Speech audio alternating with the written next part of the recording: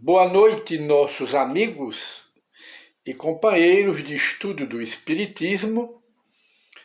Voltamos hoje para dar prosseguimento ao nosso programa anterior, que poderia ser assistido no nosso Instagram ou em o nosso canal no YouTube. E nós elaboramos 10 hábitos ruins que fazem muito mal às criaturas humanas. E no nosso programa anterior, apenas pela questão de horário, nós mencionamos apenas 7 e faltaram 3, que nós completaremos agora e daremos continuidade para complementar o horário do nosso programa a 3 perguntas que nos fizeram através do nosso e-mail. Mas vamos para a 8ª coisa ruim, ou seja, hábito ruim. Todos são para reflexão e possivelmente para o nosso próprio bem, mudanças que fazemos em nossa alma, substituindo os maus hábitos pelos hábitos bons, construtivos, sadios para a alma, sadios para o espírito. E então o 8º é esse aqui. Querer salvação sem obras. Ora, nós sabemos que a fé, simplesmente a fé no Cristo, e decorar a Bíblia e crer em Jesus como Salvador, chama-se o quê? A fé. Por mais fervorosa, mas ela não salva. Porque o que salva é a fé bem casada com as obras, a prática do bem. Tanto que Paulo, apenas para reflexão, ele na primeira epístola aos Coríntios, está nas Escrituras Sagradas, está na Bíblia. Ele destaca 3 grandes virtudes: a fé, a esperança, a caridade. Mas a caridade é a rainha de todas as virtudes. Paulo disse bem, colocou a prática da caridade, a prática do bem, acima até mesmo da fé, mostrando como faz o colega dele, Tiago Menor, em sua epístola. Tiago diz, na epístola dele, que fé sem obras é morta. Um colega, confirmando o outro colega, apóstolo de Jesus. E de maneira que o Espiritismo criou, aliás, estabeleceu, levantou a sua bandeira, que esse é o fundamento maior do Espiritismo. É aí onde está o fundamento. Fora da caridade não há salvação. Está no Evangelho segundo o Espiritismo. É o próprio Allan Kardec, o codificador do Espiritismo, que faz essa afirmação. Não é fora do Espiritismo. Fora do Espiritismo não há salvação. Allan Kardec não diz isto. Fora da verdade também não diz, não há salvação. Não. E quem não conhece a verdade?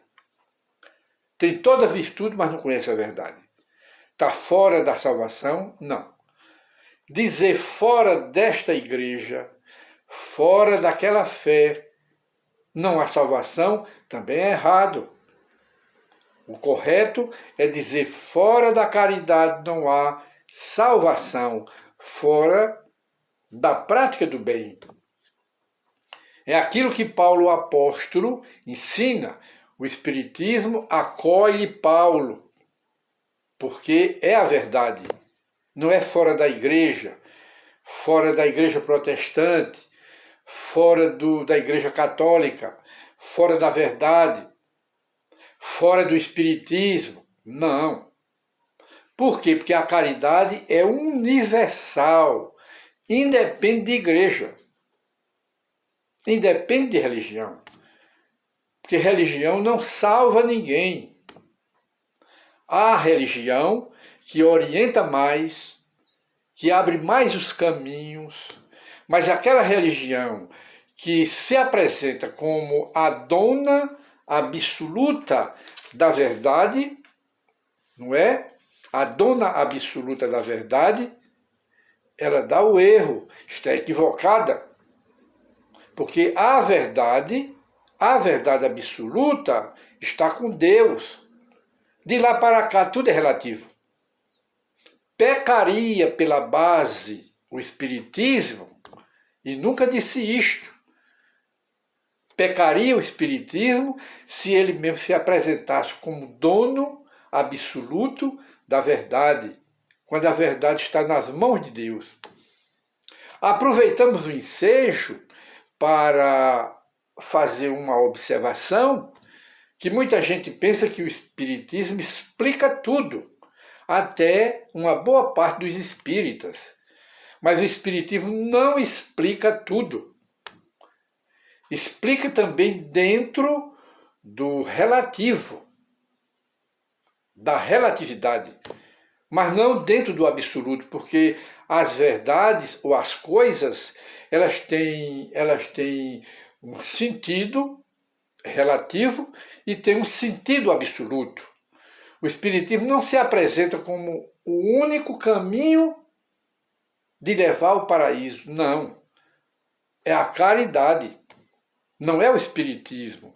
É verdade que o Espiritismo é a religião, a doutrina que mais ensina, que melhor ensina,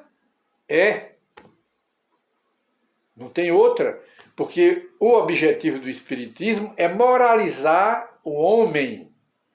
O poder, a força da religião espírita está em seu poder moralizador. Transforma o homem, moraliza o homem, ensinando a moral que o Cristo ensinou, porque não tem outra. Esse é o Espiritismo. Mas ele não se apresenta como o dono absoluto da verdade. Deus é o único dono, detentor da verdade absoluta. De lá para cá tudo é relativo. E o Espiritismo não explica tudo, porque os mistérios do universo estão nas mãos de Deus. Isso é o que o Espiritismo apresenta, dentro da sua simplicidade, dentro da sua humildade e não arrogância. Nada disso. E então, quem quiser se salvar dentro da coisa boa, do bom hábito aqui, pratique o bem, faça a caridade e evite o mal, para poder engrandecer-se em merecimento, porque só se recebe as coisas de Deus pelo merecimento, não é pela fé cega. Não, a fé cega é uma fé que não dá segurança, não dá firmeza. E a fé que o Espiritismo ensina é aquela que encara face a face a razão em todas as épocas da humanidade. Essa dá firmeza, essa dá segurança. Esta é a verdadeira fé. Então, coisa ruim, hábito ruim, é querer a salvação sem obras, sem fazer nada. Como se pode? E o nono mau hábito, ou seja, a coisa ruim, é a nona. Bora ver. Qual é? Fazer caridade com o dinheiro alheio. Não tem mérito fazer caridade com o dinheiro dos outros. Fazer a caridade, fazer o bem, de todas as formas, mas com recurso próprio, nosso, que naturalmente deve levar sacrifício e renúncia.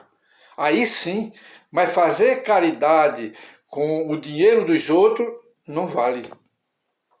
Tudo isto é mau hábito, coisa ruim, que nós relacionamos aqui para reflexão. E 10º, inveja. A inveja. O invejoso tem raiva de quem tem, odeia quem tem, mas nada fazem os invejosos para se equiparar a quem tem. A inveja é um veneno que intoxica o espírito. O invejoso, ele tem raiva de um vizinho que tem um bilírio a mais do que ele. Se o vizinho tem um grampo a mais do que ele tem inveja. É bom refletir, chama-se o quê? Coisa ruim, mau hábito. Outra, a mentira tem perna curta. Mentira tem pernas curtas. A inveja, a mentira, o ciúme, o despeito, a má vontade não tem acesso à salvação. É a Bíblia que fala, são as escrituras sagradas, não é? Que falam disso aí, que o Espiritismo aprova. Está aí tudo isso.